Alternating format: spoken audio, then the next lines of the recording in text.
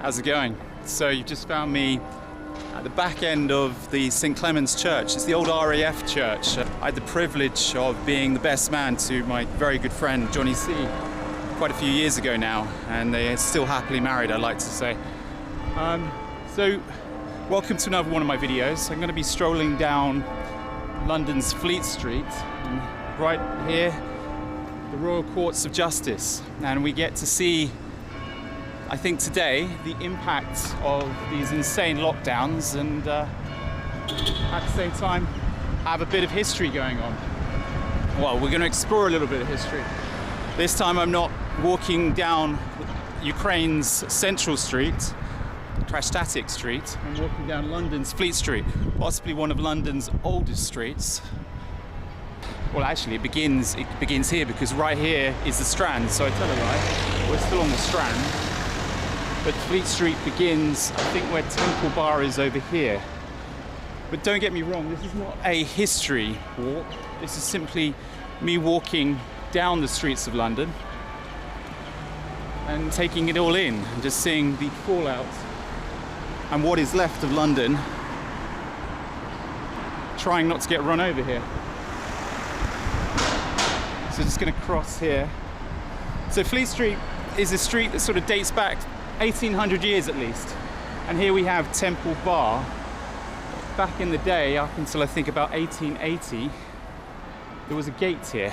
The gate was originally designed by Christopher Wren, and now we just have this symbolic dragon sort of warding off people, telling people that this is a private corporation. The City of London has its own police force. The City of London has its own law. The Queen can enter. It's a bit of a fictitious lie that she can't enter. You know, she's supposed to sort of give warning that she's coming into the City of London, but reality is she has domain everywhere. And conspiracy theorists who sort of buy into the sort of David Icke conspiracies of the world being run by reptilians will look at the dragons back there and think maybe there is something to this symbolism. This place over here, this is where, as you can see the sign for Fleet Street, this place used to be a pub, but now, as you can see, boarded up, nothing's going on, boarded up. Let's try and cross. And through here, if you go through these gates, you get to the wonderful Temple Church. Beautiful church, but because it's off Fleet Street, and because it's slightly inaccessible, we've got to go round. I think we're going to avoid that. But if you fancy Googling Temple Church or visiting, it's worthy of a visit. And I think, I could be mistaken, it's the same church where the organ music for Interstellar was created. Could be slightly wrong on that, but I think Temple Church is where that happened.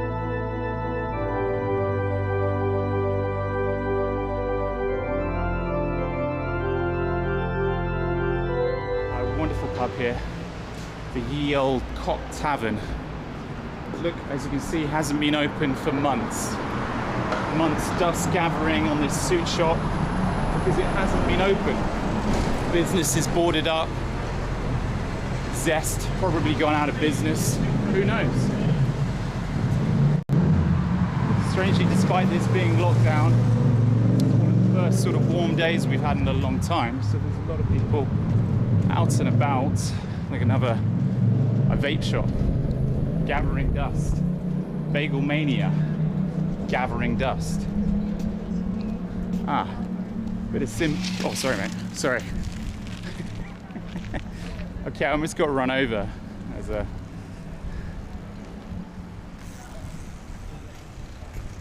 So over here, this church was, I think, built around the sort of 19th century. St Dunstan and West Church. Could be slightly wrong about this, but I think this is 186 Fleet Street, and 186 Fleet Street, for anyone that knows Sweeney Todd, is where Sweeney Todd Barbers supposedly was. Visit your good friend Sweeney. You, sir! Too, sir. Welcome to the grave. And obviously back before this church was built, and it is a monumental church. It's octagon, by the way, so it's slightly symbolic there. The Sweeney Todd Barbers, supposedly where he cut people's throats, but obviously in a fictitious story, similar to Sherlock Holmes, another fictitious story, set in London. None of these individuals are ever real. Give up, Holmes. This is a riddle you cannot solve. But it's amazing how many people come to London thinking they're going to see the real history of these characters.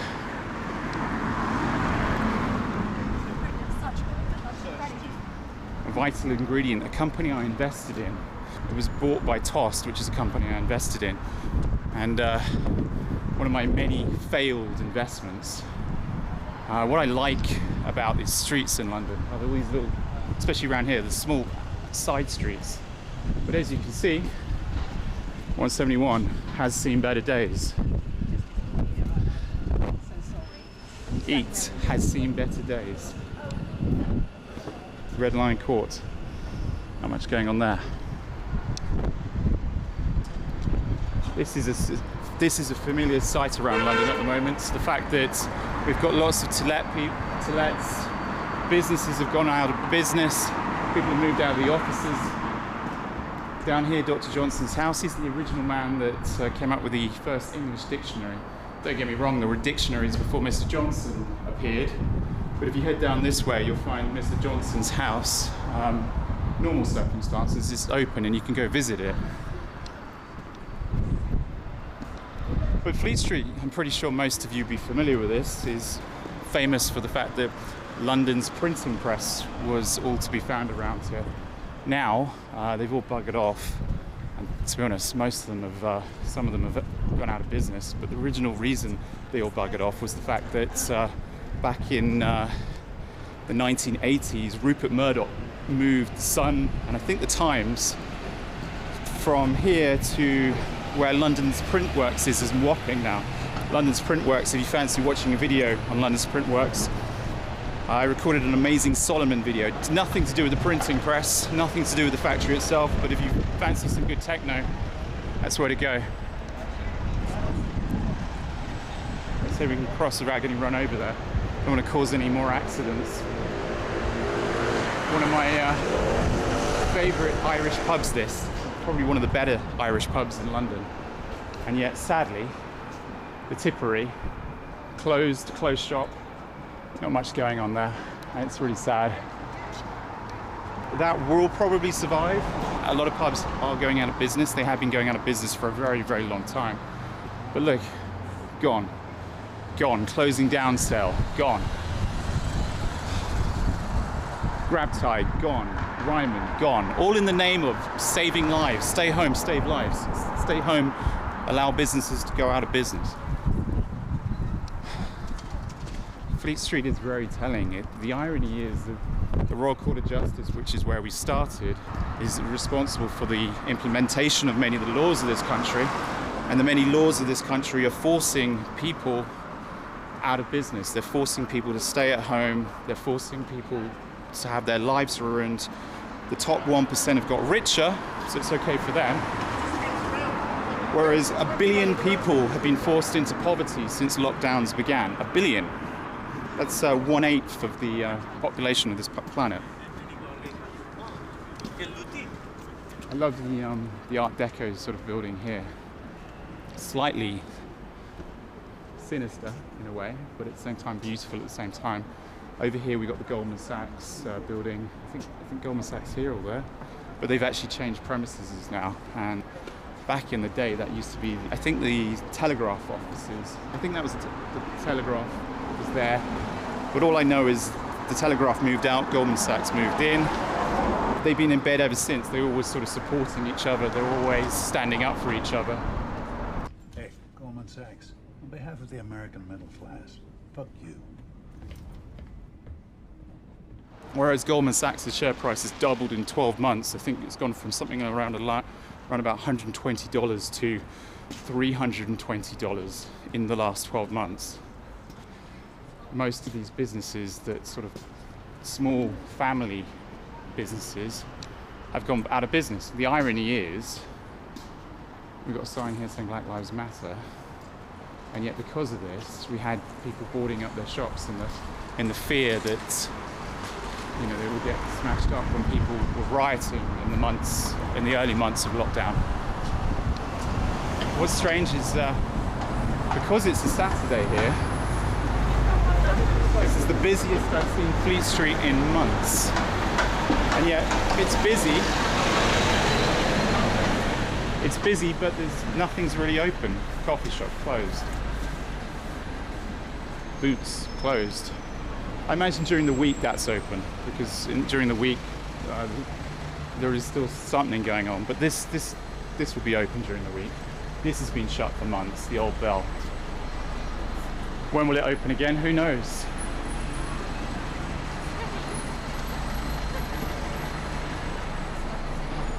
And as we get towards Bride Lane and we see another pub that's closed and hasn't been open for months, and we look down at this beautiful church, we kind of get to the end of London's Fleet Street. As you can see, what's your guesstimate on that? As I'm speeding and trying not to get run over. Most places on London's Fleet Street, the Punch Tavern closed, Timpson's closed, Crispy Kren, I don't care that they're closed. The dry cleaners, I think, have been allowed to stay open. Not looking in good condition though. And offices to let. And this is the end of Fleet Street. But you know what we're going to do? We're going to walk up to St Pauls. It's going to be just a sort of very brief video. Algorithms and all that, they don't seem to favor my 1 hour videos. Let's have a look.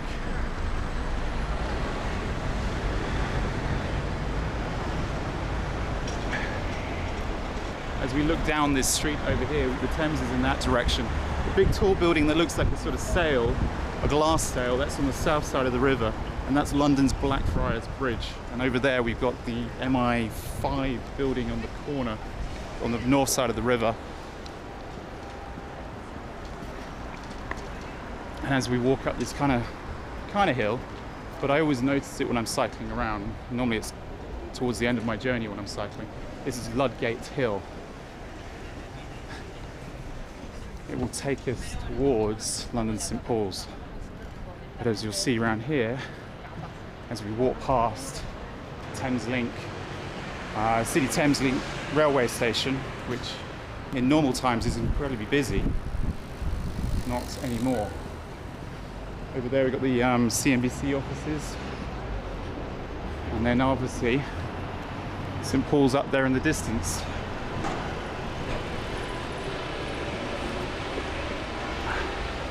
As you can see, TM Lewin, a suit shop, completely out of business, because who's buying suits and shirts? People aren't in their offices anymore. Most of these offices aren't being used. So who's buying them? You know, Charles Waite's still alive, but TM Lewin, I'm not sure. Maybe they're still alive. This is what you see all over London. This is a bar, a very popular bar back in the day. And I'm sure that this is now, it will change when it comes back to life. There'll be new owners. I hope it won't be turned into a shop or a boring restaurant, and I hope it stays as a bar. But as you can see, completely, I mean, these streets have been more than decimated, because decimated basically means 1 in 10. Most of these places are shut. This was a bar. This was all bar 1 back in the day. That's gone. London, the old London, completely gone. And yep, the places that are allowed to stay open are the places that sell junk food. So we've got the Greggs, we've got KFCs, we've got the McDonald's, kebab places. They're allowed to stay open. And yet, legitimate places where people can go in and be slightly social and have a pint, closed.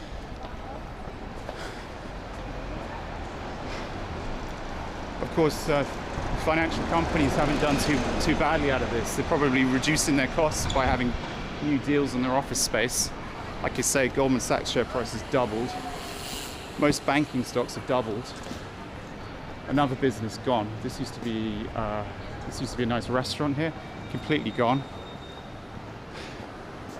I can't even remember what this was, but this is gone as well. I mean, don't get me wrong, this is central London. Things will be back, but if it gives you an idea if central London has been impacted like this, then it just tells you that it will have the knockdown effect on impacting the entire country and the entire world. And no wonder 1 billion people have been pushed into poverty. All because bringing the curve down is what they claim. But look what's still alive over here. It's been allowed to stay open.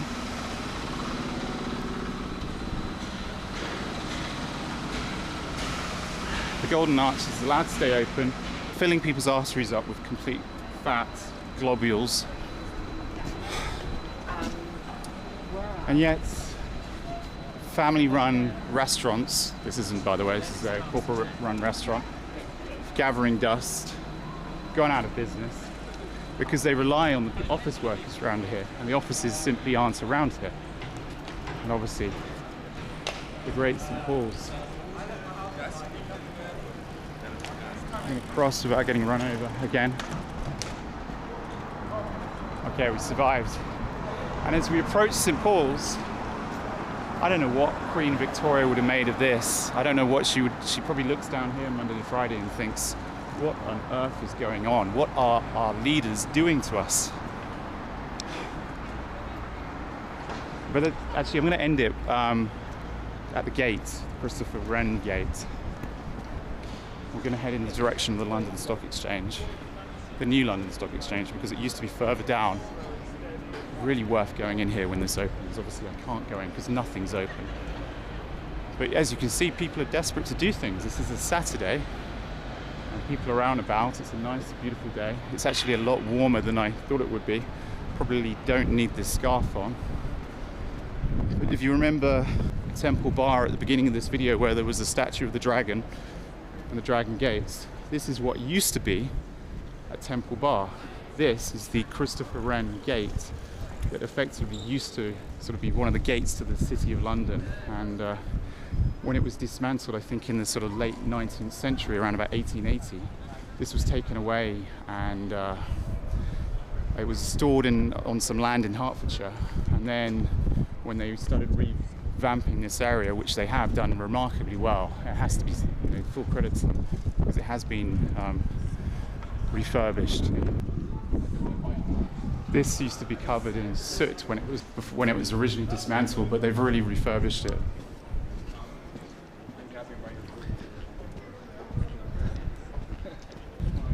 I think we're going to sort of end it here. This is Paternoster Square, the new square that, in a way, a new square like this is the reason we can be thankful for the fact that Christopher Wren's Temple Bar Gate is still here.